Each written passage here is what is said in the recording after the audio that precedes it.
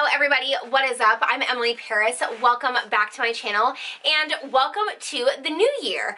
I don't think that I've posted a video in 2018, but to be honest, I can't quite remember. I did take a little bit of time off, only because I have been so freaking sick lately. This is like the second flu cold situation that I've gotten this year, and I'm really tired of it. I'm really over being sick. So fingers crossed to hospital-free 2018. That is one of my New Year's resolutions, but we will get into that. This video is all about what I learned in 2018 and what I'm taking into 2018.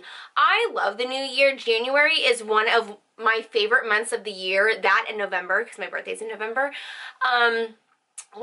It's one of my favorite months because it's full of so much promise and hope and motivation, and I love that. The issue that I think people fall into is after this, they kind of hit a downhill stride. So one of the things that I, kind of want to talk to you about in this video is how to have successful New Year's resolutions. So with that being said, let's get into today's video. So one of the things I think can go without saying is that 2017 was a ride for my life. And you know what's really funny is that my New Year's resolution for 2017, which I actually didn't tell anybody, was be a badass. I wanted to just say yes to more things, take on more, no excuses, this F it attitude, and I wanted to really do my own thing and be my own person and kind of figure out who I am in 2017. And little did I know, I feel like as I was saying that, I actually made like a Pinterest motivational 2017 be a badass vision board, and I feel like in that moment the universe was laughing at me saying like, just you wait, you have no idea what you're getting in for. So one of the things I think that I learned the most in 2017, that people comment on the most, is that I seem a lot happier. And I think the key to my happiness now is not caring as much, which I actually want to share a book with you guys. So this isn't the cover of the book. The cover is an orange cover, which I'll insert a picture here of what the cover looks like. But this is a book that my best friend Annie got me for Christmas. It's called The Subtle Art of Not Giving a Fuck. And a lot of what they talk about in this book, I kind of already learned in 2017, but I highly recommend this book for any young people in college. I think that this book is really good. It's a really easy read. It's very funny. It's very vulgar, but it's funny. And I think I just stopped caring about people's opinions when they didn't matter. Before, I would be really hung up on what people thought about who I was dating, what people thought about me posting on YouTube, what I post on social media, if I got my hair cut, are people gonna like it? And at the end of the day, if it made me happy, I was cool with that. I didn't need to seek approval in other people. I found happiness and approval in myself. If I was passionate about something, I was going to continue to pursue it because it found me passion. Now, when I say that I stopped caring about people's opinions, I mean in things that weren't important. So of course I'm going to care about my friends' opinions if they're calling me out being like, hey Emily, you're being a bitch, can you calm down? Or what you said wasn't very nice. Or even in the people that I was dating towards the end of the year, because Graham and I broke up in September, so towards the end of the year, if my friends were like, I don't think this is a really healthy situation, of course, make those decisions for yourself, but listen to the ones around you. People in your life only want the best for you. I would hope that you don't have anybody in your life that would steer you wrong or give you advice with like a malicious intent. With that being said, I did definitely change. I had a shift in friendships. When I got sick, it really showed me who my true friends are. People who reached out that I really didn't think we had that close of a relationship really ended up being there for me the most. And people who I thought were some of my best friends were nowhere to be found. And that kind of shined a highlighted, what am I trying to say? Like a high beam on my friendships and really like lit up my world to see, this person isn't really offering anything to my life. Another thing I think that I learned in 2017 is definitely a lot of body confidence stuff. for those of you who don't know, which I don't know how you could be on my channel and not know, I used to have an ostomy, and I've gone through a lot of surgeries this year, totally changing the way my body works, looks, functions, all of that jazz. And I definitely struggled with a lot of self-confidence issues. I remember coming home from that first surgery, not even the first surgery, but looking at myself in the mirror after that first surgery and just thinking like, I thought I was trapped in someone else's body. I genuinely did not recognize myself. I think that was because, one, I hadn't looked in a mirror in like 2 weeks. So I think that I had lost like 20 pounds without ever looking in a mirror. So it was a really drastic shock.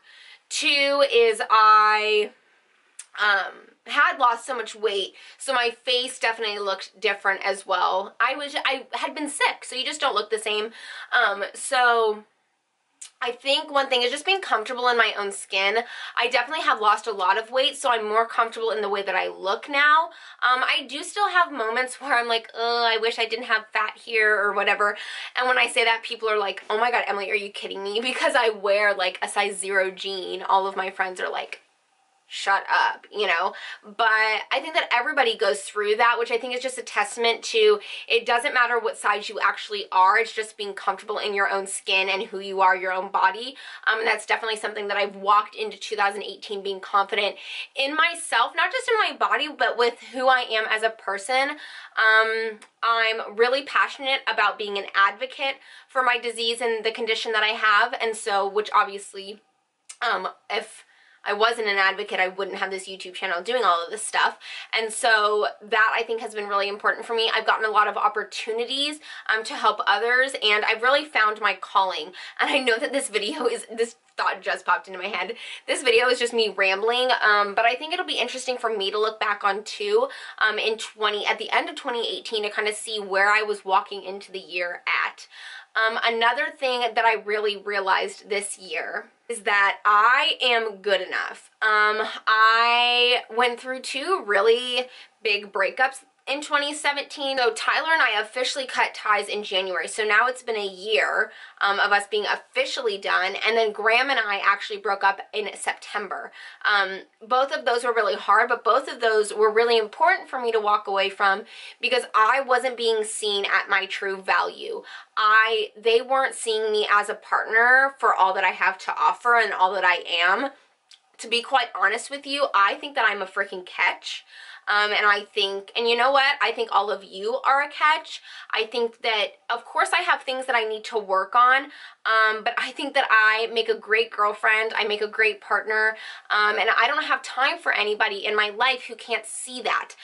Significant other or friends alike. If you can't appreciate me for what I bring to the table, and I went on a Snapchat rant about this a couple weeks ago, if you can't value me for what I bring to the table to our friendship and our relationship, then I'm sorry, you don't have time in my life. I work so hard to see my own worth that I don't have time to try to convince you to see that worth as well.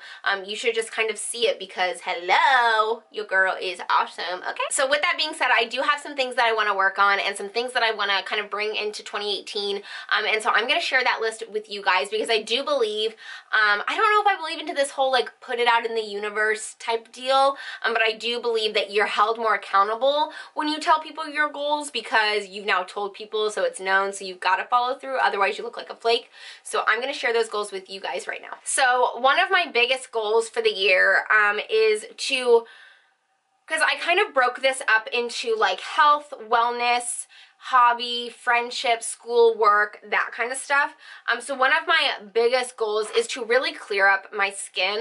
I actually went and bought a bunch of skincare stuff, so if you guys want to see a skincare routine, let me know. But I definitely want to get my skin clearer, just healthier. Part of that goes with just drinking a lot more water. I was finding that when I was in the hospital, my skin looked great, and I think that was because I was on constant like fluid drips, and so I was constantly really hydrated. So I think that that really helps my skin, and just drinking a ton of water. Okay, so I also have some YouTube goals. I would love to get this channel. Right now we're right at like 16,000. Like I go a little bit above and beyond, or above and below 16,000. But I would love to get this channel to 50,000 subscribers by the end of the year. And I really think that I have a strategy put in place to do that. And I think that that's one thing people struggle with New Year's resolutions, is that they have an idea for what they want to do, but they don't really know how to achieve it. And so in my goal writing process, where I wrote down all these goals, I also kind of jotted down ways that I'm going to do that. And I think one of the biggest things that is going to help me grow my channel is being consistent on other platforms like Instagram, Twitter, Snapchat, that kind of stuff, but then also uploading more consistently. That is one of the big goals in growing my channel, is uploading more consistently. One of my fitness goals for this year is actually to build more muscle. Like I said, I am pretty thin. I weigh like 110. I wear a size 0 jean, a size extra small top. My bra band is a 32. Like, I am a very small person, which I'm only 5'2", so all of these sizes are normal. But I want to just build more muscle, so I'm a little bit healthier. I lost a lot of muscle in 2017, like 60% of my muscle mass in like a 2 to 3 week span. So I just want to work on getting that back a little bit and being a little bit more, even if that means getting bigger in size, just being more muscle and being a little bit healthier as far as like BMI goes. So thank you guys so much for watching. I really appreciate it. If you like this video, give it a thumbs up. Leave a comment down below letting me know what you want to see on my channel, and then also subscribe. That way you don't miss those future videos. Like I said, 2018 means more frequent uploads, more content, and I'm really excited to put that out for you guys. So thank you all so much for watching, and I will see you guys in my next vid.